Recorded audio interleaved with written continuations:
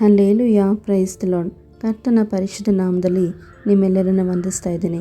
ಈ ವಿಡಿಯೋವನ್ನು ವೀಕ್ಷಿಸುತ್ತಿರುವ ಪ್ರತಿಯೊಬ್ಬರನ್ನು ದೇವರ ಆಶೀರ್ವಾದ ಮಾಡಲಿ.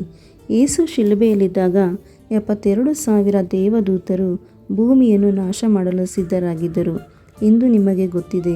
ಯೇಸುವನ್ನು ಶಿಲುಬೆಗೇರಿಸಿದಾಗ 72,000 ದೇವದೂತರು ತಮ್ಮ ತಮ್ಮ ಕತ್ತಿಗಳನ್ನು ಎತ್ತಿದರು.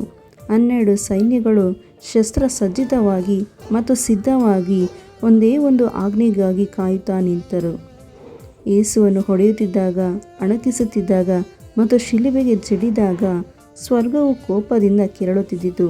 ಸ್ವರ್ಗದ ಸೈನ್ಯಗಳು ನ್ಯಾಯ ತೀರ್ಪಿನ ಅಂಚಿನಲ್ಲಿದ್ದವು. ಮೈಕೇಲ್ ಕೂಗಿದನು, ನಾನು ಈ ಭೂಮಿಯ ಮೇಲಿರುವ ಪ್ರತಿಯೊಬ್ಬ ಜೀವಿಯನ್ನು ಸಂಪೂರ್ಣವಾಗಿ ನಾಶ ಮಾಡಲಿ. ಅವರು ಯಾವುದೇ ರೀತಿಯ ಕ್ಷಮೆಗೂ ಅರ್ಹರಲ್ಲ.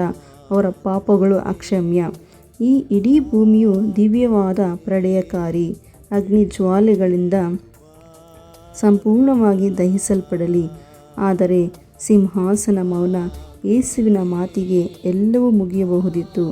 ಭೂಮಿ, ಜೆರುಸಲೇಮ್, ಮಾನವಕುಲ ನಾಶವಾಗುತ್ತಿತ್ತು. ಆದರೆ ಯೇಸು ಆಕಾಶವನ್ನು ನೋಡಿ ಸಂಕಟದಿಂದ ಮೊರೆಯಿಟ್ಟನು.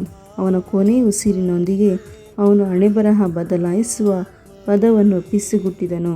ತಂದೆಯೇ, ಅವರನ್ನು ಕ್ಷಮಿಸು, ಅವರು ಏನು ಮಾಡುತ್ತಿದ್ದರೆಂದು ಅವರಿಗೆ ತಿಳಿಯದು. ಮತ್ತು 72,000 ಕತ್ತಿಗಳು ಕೆಳಗೆ ಇಳಿಸಲ್ಪಟ್ಟವು. ದೇವದೂತರು ಹತ್ತರು, ಯಾಕಂದರೆ ಪ್ರೀತಿಯು ತನ್ನ ನಿರ್ಧಾರವನ್ನು ತೆಗೆದುಕೊಂಡಿತು. ಅವನು ವಿಜಯಕ್ಕಿಂತ ಶಿಲುಬೆಯನ್ನು ಆರಿಸಿಕೊಂಡನು. ಪ್ರೀತಿಯು ಕೋಪವನ್ನು ಗೆದ್ದಿತು. ಯೇಸು ಕೋಪಕ್ಕಿಂತ ಕರುಣೆಯನ್ನು ಆರಿಸಿಕೊಂಡನು.